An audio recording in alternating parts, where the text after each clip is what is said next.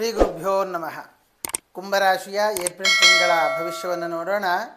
ಲಗ್ನದಲ್ಲಿ ಕುಜರಾಹು ಬುಧರ ಯೋಗ, ಆದ್ದರಿಂದ ಎಲ್ಲೋ ಒಂದು ಕಡೆಯಲ್ಲಿ ಯುದ್ಧದ ವಾತಾವರಣ, ಮನಸ್ಸು ಸರಿ ಇಲ್ಲದೆ ಹೋಗುವಂತಹದ್ದು, ಕಲುಷಿತವಾದ ಮನಸ್ಸಿನಿಂದ ಮಾತು ಜಾರುವಂತಹದ್ದು, ಬೇಡದ ಮಾತುಗಳು, ಕೆಟ್ಟ ಆಲೋಚನೆಗಳು ಬರುವ ಸಾಧ್ಯತೆ ಇದೆ.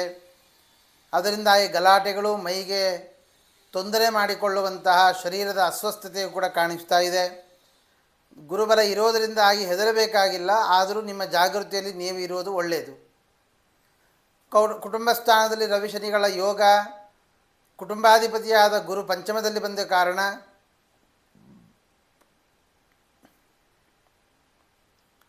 ಕುಟುಂಬದಲ್ಲಿ ಕಲಹಾದಿಗಳು ಅಥವಾ ಪಿತ್ರಾರ್ಜಿತವಾಗಿ ಬಂದಿರತಕ್ಕಂಥ ಆಸ್ತಿ ವಿವಾದಾದಿಗಳು ಬುಗುಲೇಳುವ ಸಾಧ್ಯತೆ ಇದೆ.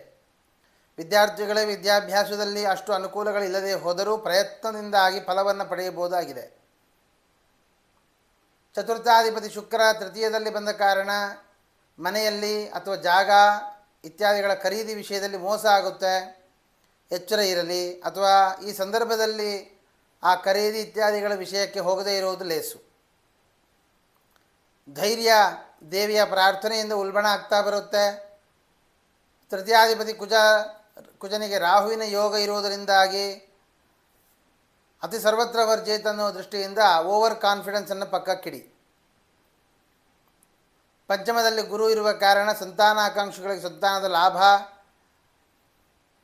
ಆದರೂ ಪಂಚಮಾಧಿಪತಿಯಾದ ಬುಧನಿಗೆ ರಾಹು ಗ್ರಸ್ತತೆ ಇರುವುದರಿಂದಾಗಿ ವೈದ್ಯರ ತಪಾಸಣೆ ಇತ್ಯಾದಿಗಳ ಅವಶ್ಯಕತೆಯೂ ಇದೆ.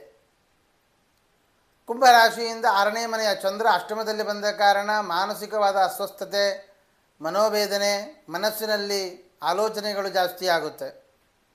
ಸಪ್ತಮದಲ್ಲಿ ಕೇತುವಿನ ಯೋಗ, ವಿವಾಹಾರ್ಥಿಗಳಿಗೆ ಅಷ್ಟು ಒಳ್ಳೆಯ ಕಾಲ ಅಲ್ಲ. 18ರ ನಂತರ ಕಾಲದಲ್ಲಿ ವಿವಾಹಾರ್ಥಿಗಳಿಗೆ ಕೆಲ ಸೂಚನೆಗಳು ಕಂಡುಬರುತ್ತೆ. ಮಹಾಗಣಪತಿಯ ಪ್ರಾರ್ಥನೆ, ಬಾಲಗಣಪತಿಯ ಹೋಮ ಇತ್ಯಾದಿಗಳನ್ನು ಮಾಡಿಸಿಕೊಳ್ಳುವುದರಿಂದ ವಿವಾಹಾರ್ಥಿಗಳಿಗೆ ಇನ್ನೂ ಒಳ್ಳೆಯದಾಗಲಿಕ್ಕಿದೆ.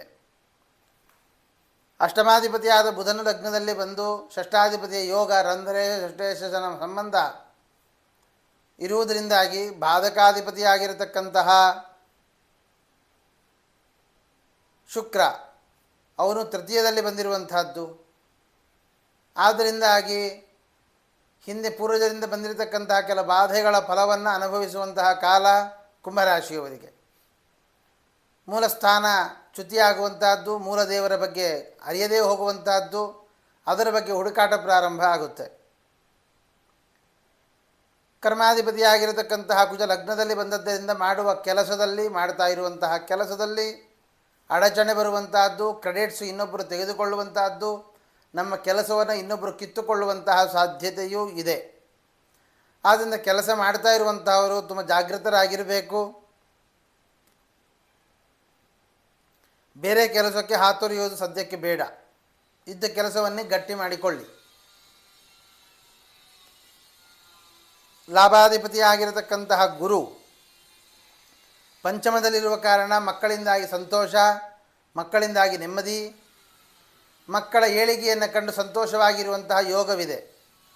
ಆದರೆ ಚಂದ್ರ ಅಷ್ಟಮದಲ್ಲಿ ಬಂದ ಕಾರಣ ಎಲ್ಲೋ ಒಂದು ಕಡೆಯಲ್ಲಿ ಗಿಲ್ಟ್ ಫೀಲ್ ನಿಮಗಾಗಿ, ಅದರಿಂದಾಗಿ ನಾವು ಅದನ್ನು ಮಾಡಲಿಕ್ಕಾಗಲಿಲ್ವೇ ಅನ್ನುವ ಬೇಸರ ತುಂಬ ಕಾಡುತ್ತೆ. ಆದರೆ ಆದದ್ದೆಲ್ಲ ಒಳ್ಳೆಯದಕ್ಕೆ ಅನ್ನುವ ದೃಷ್ಟಿಯಿಂದ ದೇವರಲ್ಲಿ ಪ್ರಾರ್ಥನೆ ಮಾಡಿ, ಗೀತಾ ಪಾರಾಯಣ ಪ್ರಾರಂಭ ಮಾಡಿ, ಭಗವದ್ಗೀತಾ ಪಾರಾಯಣವನ್ನು ಪ್ರಾರಂಭ ಮಾಡಿ, ಜೊತೆಗೆ ಶನೈಶ್ವರ ಕೃತವಾದಂತಹ ನರಸಿಂಹ ಸ್ತೋತ್ರ ಹಾಗೆ ಹನುಮಾನ್ ಚಾಲೀಸ ಇತ್ಯಾದಿಗಳ ಪಠನೆ ಮಾಡುವುದರಿಂದಾಗಿ ಕುಂಭರಾಶಿಯವರು ಸಕಲ ವಿಧ ದುರಿತಗಳನ್ನು ದೂರ ಮಾಡಿಕೊಂಡು ಸಂತೋಷವಾದ ಜೀವನವನ್ನು ಸಾಗಿಸಬಹುದಾಗಿದೆ. ಶುಭವಾಗಲಿ.